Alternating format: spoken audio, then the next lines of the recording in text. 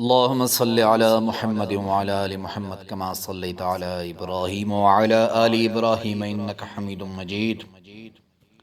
اللهم بارك على محمد وعلى آل محمد كما باركت على إبراهيم وعلى آل إبراهيم إنك حميد مجيد. تو میرے بھائیوں، میری بہنوں، اللہ رب العزت ان تمام بہنوں کے بھائیوں کے مسائل حل فرمائے جو اس وقت پریشانیوں میں گھرے ہوئے ہیں۔ پریشانیوں مسائل کا حل اللہ رب العزت کے کلام میں ہے، اور یہ بات اللہ خود فرماتے ہیں کہ تمام پریشانیوں بیماریوں کا حل قرآن مجید میں ہے۔ اب قرآن کی کون سی آیت کون سی بیماری کے لیے شفا ہے، اس مسئلے کا حل آپ کو علماء بتائیں گے کہ جس طرح ڈاکٹر آپ کو دوا لکھ کر دیتا ہے، آپ اسے استعمال کرتے ہیں تو آپ کو شفا ملتی ہے، اسی طرح علماء بھی یہ قرآن کے ڈاکٹر ہیں، ان کو یہ معلوم ہے کہ کون سی آیت کون سی بیماری کے لیے شفا ہے۔ تو بہرحال آج کا سوال جو ہے، محترمہ عاصمہ صاحبہ یہ حیدرآباد، ہندوستان حیدرآباد دکن سے لکھتی ہیں کہ مولانا صاحب میں بیوہ ہوں، میری 2 بیٹیاں ہیں، ایک کی عمر 10 سال اور دوسری کی عمر 17 سال ہے، اور دونوں تتلا کر بولتی ہیں، یعنی تتلا پن ہے ان کی زبان میں۔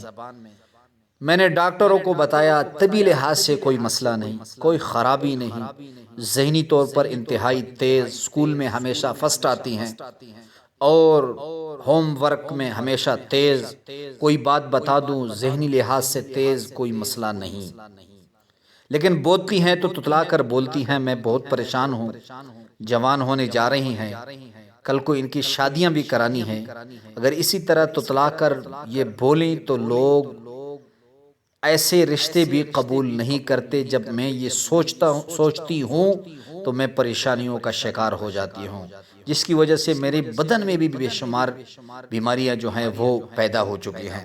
تو کوئی وظیفہ بتا دے کہ میری بچیوں کا توتلا پن ختم ہو جائے۔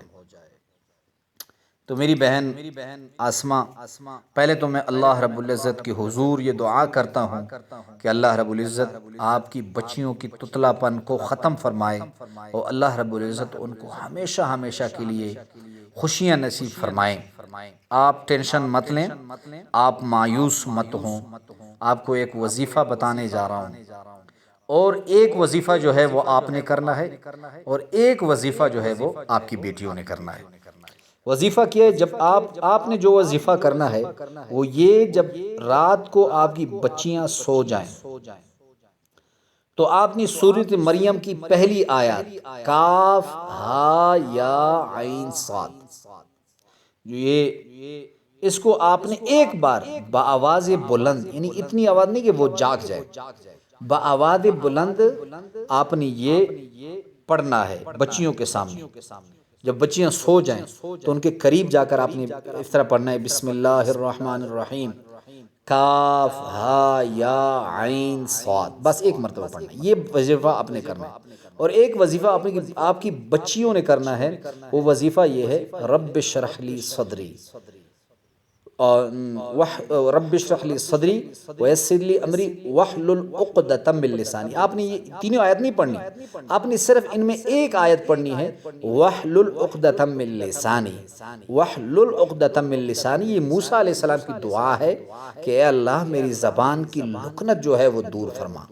تو آپ کی بچیوں کو آپ نے یہ ایک آیت سکھانی ہے کہ آپ چلتے پھرتے بچے اس کو پڑھتے جائیں، اور یہ وہ آیت یہ ہے وَحْلُلْ عُقْدَةً مِّن لِّسَانِي۔ تو اس کا ترجمہ یہ ہے کہ اللہ میری زبان کی لکنت دور فرما۔ موسیٰ علیہ السلام کی زبان میں لکنت تھی، تو اس لکنت کو اللہ رب العزت نے اس آیت کی برکت سے بالکل ختم کر دیا تھا۔ تو یہ آیت اللہ نے قرآن میں لکھی ہے، اور یہ اسی لیے آئی ہے کہ تاکہ مومنین مسلمان اس آیت سے فائدہ اٹھا سکیں۔ تو آپ کی بچی نے یہ آیت بار بار پڑھنی ہے، وَحْلُلْ عُقْدَةً مِّن لِّسَانِي، اور آپ نے سورۃ مریم کی پہلی آیت جو ہے وہ رات کو جب بچیاں سو جائیں تو آپ نے بچیوں پر کے قریب جا کر پڑھنی ہے، کاف ہا یا عین صاد، اس کو آپ پڑھتے جائے انشاءاللہ العزیز آپ کی بچیوں کی لکنت جو ہے وہ تتلا پن جو ہے وہ ختم ہوتا جائے گا، اللہ رب العزت آپ کی ٹینشن بھی ختم فرما دے۔